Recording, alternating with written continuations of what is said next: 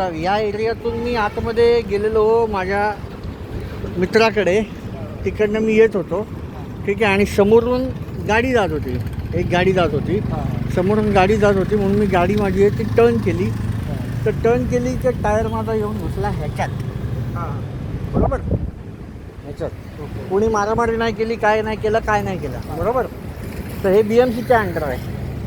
BMCचा ward कोणता येतो, त्याचा कॉन्ट्रॅक्टर कोण आहे, वॉर्ड ऑफिसर कोण आहे, मला ते सगळे डिटेल्स पाहिजेत.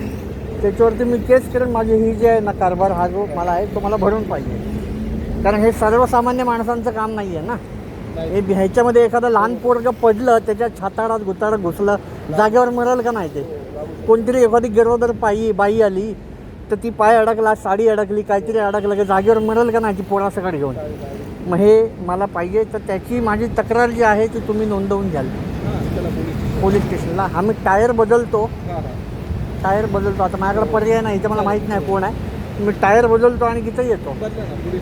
Wadala police station. काय सांगायचं? वडाळा TT पोलीस स्टेशन, RTOच्या पाठीमागे आलो. एक 15-20 मिनटात तुम्ही येता म्हणून मी ते काढलं नाही. ओके चालेल. ठीक आहे ना. तुम्हाला दिसलं पाहिजे ना.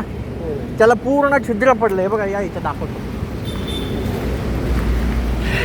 पूर्ण भोग पडलंय त्याला. ते आता दिसणार नाही, ते जेव्हा काढीन तेव्हा दिसेल. ठीक आहे सर. जो आहे ना एरियाचा बिरियाचा माहिती आहे ना तुम्हाला. BMCचं ऑफिस कुठं आहे सगळं माहिती आहे ना. हां, पूर्ण डिटेल्स. आणि मला पोलीस स्टेशनचा मेल ID पण द्या. काय म्हणता? वरिष्ठ पोलीस निरीक्षक, ड्युटी ऑफिसर. आलो मी सर. चला.